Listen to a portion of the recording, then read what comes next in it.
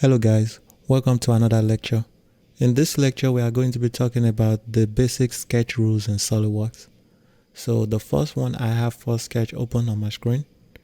The first rule is that you shouldn't have a sketch profile that is open. So this will only create like a surface. So to fix this, you always want to have a profile that is closed. So to fix this, we can select our line and close it. So now our profile is closed and we can fully dimension and fully define this sketch to create whatever feature we want to create.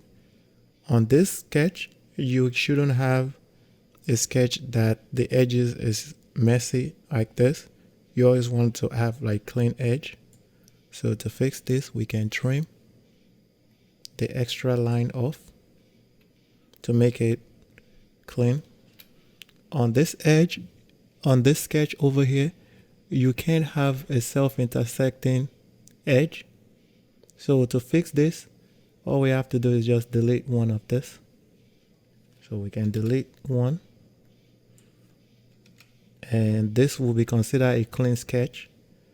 And on this sketch example, you have a disjoint sketches.